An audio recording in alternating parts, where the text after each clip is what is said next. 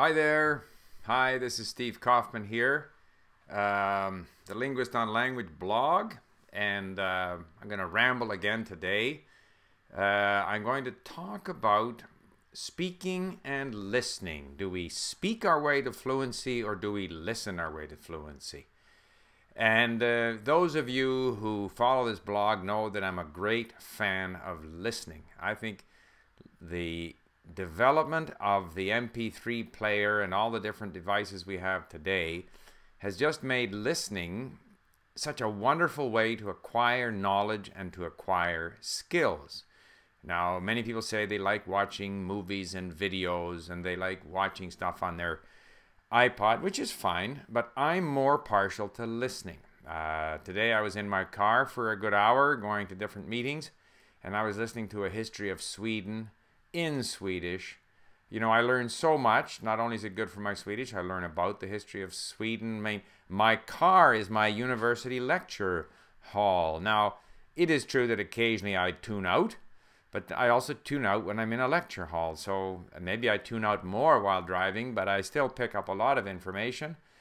And makes me want to go and read more on the subject. It's to me, it's phenomenal. And certainly I credit the availability of modern listening devices like the iPod or MP3 player and the availability of all kinds of wonderful stuff on the internet. I download some Portuguese today on the Portuguese economy. I'm learning about history. I'm doing it in different languages using up dead time. I would never have learned Russian if I couldn't have mostly listened my way through to the level that I have, such as it is. So, and I very much believe, as I said in previous posts, that that in our efforts to get kids to read more, we should focus more on their listening skills, and we should deliberately teach and train them in the ability to listen to things like MP3 players. Now, I should apologize if I look like I'm looking down here because I'm tired of sitting, so I'm standing. I've got one of these IKEA desks that goes up and down, so I've got it up now, and I'm just more comfortable, so I might be moving around a bit and maybe it looks like I'm looking down, for which I apologize.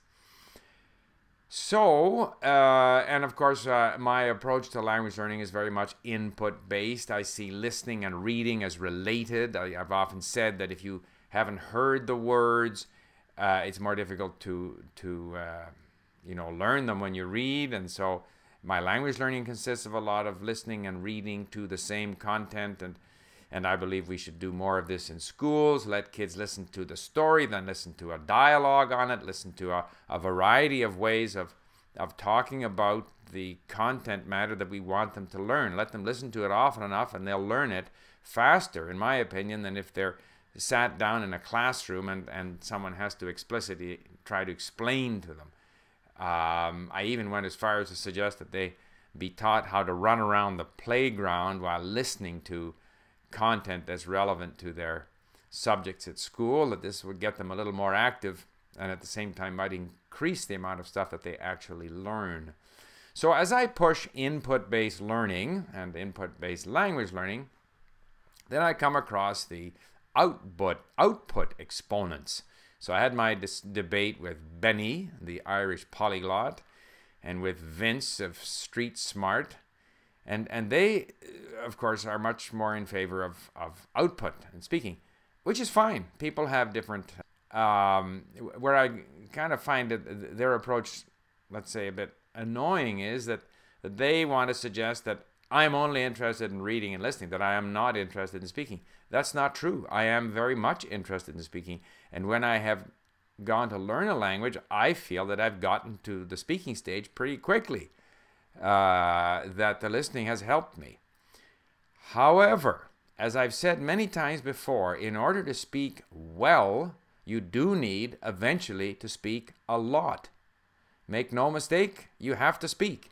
And I even think that even if you don't have a lot of opportunity to interact with native speakers, even such things as making YouTube videos of yourself speaking in the language, speaking extemporaneously, trying to use the language, is good for you.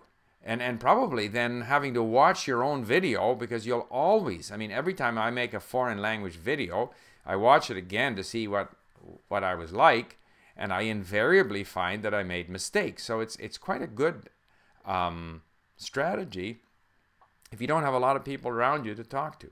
But if you're in the country, of course you want to talk to people. I know there is the extreme silent period school, which says that you shouldn't try to speak the language until you have had a lot of exposure. And, you know, again, all of these things, different things work for different people. If you're already in the country, it's very hard to police that. So it's hard. I always am against imposing systems of learning that most people are simply not going to do. If I'm in Thailand learning Thai, I'm going to go out and try out my Thai as soon as I can. And certainly this was my experience where I lived in the country where the language was spoken, which was the case in French, although I was already fairly well along in French. I had done a lot of basic input work at home. And in Japan, where I started from scratch, I mean, I would speak Japanese whenever I had the opportunity, but most of my time was still spent on input. However, when you reach a certain point where you've got a lot of vocabulary, you've got some familiarity with the language, you continue to stumble when you speak, then at that point, there's only one solution: a lot of speaking. And if you then go, as I've said before, go to the country where the language is spoken, or find ways to force yourself to speak a lot, that does improve your ability to speak. First of all, because you train the ability to speak, and second of all, because it helps you find your gaps. Now I'm just going to take this phone call. Hi, Mark? Can I call you back in 5 minutes? Okay, bye. So yeah, that's really all I wanted to say is the input-based approach, I believe, gets you to speaking faster because you build up your knowledge of the language. I think that the technology available for listening today is underexploited. We have to do more with it in schools everywhere. Why would I go fight my way down to a university lecture hall to sit and listen to someone whom I may or may not be interested in, when I can get via the internet some of the best lecturers, storytellers, in different languages, and listen to them whenever I want? It's bad. However, at a certain point, you have to speak a lot. And whenever I've gone to a country where for 3 days in a row I'm speaking the language, take me up a notch. And so I've never suggested that we shouldn't speak. In the early stages of interacting in the language, if you happen to be where the language is spoken, you got to jump in there and do a lot of speaking. When that point is will depend on the individual, depend on how difficult the language is, depend on how far along you are, how comfortable you feel, what the opportunities are. And there again, I don't believe in the sort of Benny or Vincent approach that says, we should push people to speak because otherwise they'll forever hang back.